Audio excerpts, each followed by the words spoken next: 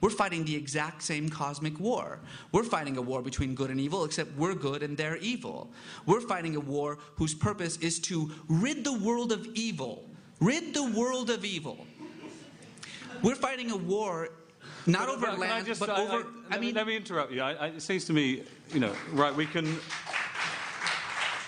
agree that evil is not going to be eradicated from the world, and we can agree that they're not going to succeed in building a universal caliphate. But just because people are wrong in their goals, isn't the thing that's changed now that they have potentially the ability to use means of destruction in the pursuit of stupid goals that would actually destroy civilization? I mean, isn't that the lesson of the World Trade Center being obliterated, that you could imagine people, the same people, had they had access to these more destructive weapons, using them without any hesitation? Of course they would use them without hesitation. That's because they're terrorists without any goals and whose sole ideology is to sow chaos and terror. But the idea that they would use whatever means at their disposal to wreak havoc and chaos upon the world is a far cry from the sort of existential threat to civilization. Our political establishment has been saying for 4 years, that this is not a war between civilizations. This is a war for civilization. Guess what? That's exactly what bin Laden has been saying too, that this is not a war for politics or economics. This is a war for identity. The problem with the war over identity is that it's unlosable. You cannot surrender or negotiate or compromise when what is supposedly at stake is human civilization as we know it. But that's not what's at stake. This is a criminal enterprise, and we should be launching an investigation of it to bring a small group of people to justice. The fact that we have turned this into a war, because look, this isn't a surprise. It's not like I know something special here. I read bin Laden's writings, and he says repeatedly that his terrorist actions, which he refers to as messages to America, that's how he talks about it, had one purpose and one purpose only: to get attention, to say, you're at war with us, pay attention to us, we will not be ignored. By essentially swallowing whole the framework of this heavenly cosmic war, that this war of imagination that they think they're fighting, by accepting that in total, we have validated their viewpoint of the world and have strengthened them, because this isn't a war between us and them over civilization. It's a conflict between us and them over this very large audience. And that audience, the more we continue to embolden and empower the jihadists, the more they take the jihadists seriously, and the more they turn to them instead of us. That's why we're losing this war. Okay.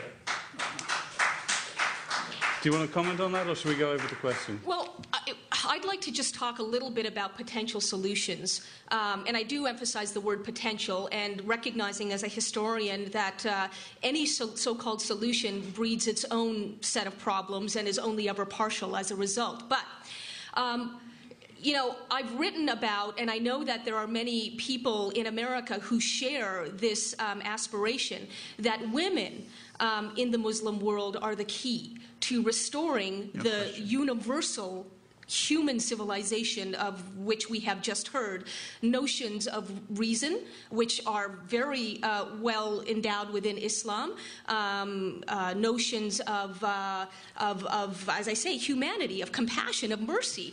And the idea here actually is not a difficult one.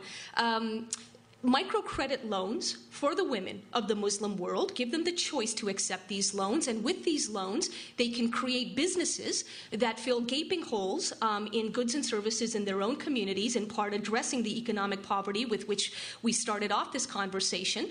But the beauty is that this is also a real tribute to Islam itself, because for all of the differences of opinion on all sorts of issues within Islam, there actually is consensus, even in today's Islam, that when a woman earns her own assets, she gets to keep 100% of those assets and do with them as she sees fit. And what could women do with the assets they earn from micro businesses? Well, for starters, they could become literate, learn to read the Quran for themselves, and pick up on all of those verses that, frankly, the imams and mullahs and ayatollahs leave out, don't convey to them, such as verses that encourage them and not just permit them to draw up marriage contracts so that in the event of a major disagreement between husband and wife, the wife's interests will be as much protected, and her interests as she defines them, as the husband's interests will be. Let me just quickly say that, again, this is not an idea out of the blue, and it's not original, and it's very much backed up by the experiences of the Grameen Bank in Bangladesh. One of the founders, there are others, but one of the founders is now a Nobel laureate, and has shown that in the last 30 years, when Muslim women accept such loans, these loans are used to not just lift their quality of life, but to lift the quality of life of entire towns and villages. And the repayment rate of these things, 98, 99%, compared to about 10% repayment rate for commercial lenders. And finally, I would add that more than just a tribute to Islam, an idea like this, an approach like this, is even a tribute to the founder of Islam, to the Prophet Muhammad himself. His beloved first wife, Khadija, was a wealthy, self-made merchant who employed the Prophet Muhammad. And if Muslim men are serious about emulating the Prophet's life, it seems to me that they will be more than comfortable with working for their wives, or, if not that, at least letting their wives work for themselves. People like me who argue that this is an approach worth experimenting with are not trying to change Islam. We are trying to change Muslims to live up to the best spirit of Islam. That's right. And this has policy implications. Why not a brand new coalition of the willing? Sorry to use that reference, but just to make it familiar. Why not a brand new coalition of the willing? A coalition of rich countries, not necessarily led by the United States, why not Canada, but also including rich Arab countries, taking just a sliver. To hell with taking an entire slice, let's not be that ambitious, just a sliver of their defense budgets, pooling them into a coherent program of microloans for the women of the Muslim world. It seems to me that there is, this is an idea that transcends partisan labels. And I'll say one final thing in order to suggest why I believe this. A couple of years ago, I was at Stanford University and speaking, and the other person sharing the podium with me that day was none other than General John Abizaid, at that time head of Central Command for the United States in Iraq. He spoke before I did. I did not plant the idea of micro-business loans. Someone in the audience, upon hearing him speak, raised her hand and asked, General, is there anything we Americans can now do to clean up the mess we've made in Iraq without resort to more guns and ammo? And without any hesitation, General Abizaid responded, yup, micro-business loans for the women of Iraq. This idea has been out there for a long time.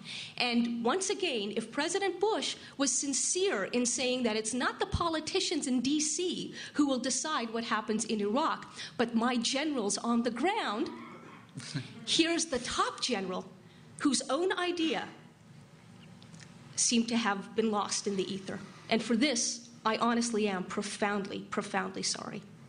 I don't want to get into a long conversation.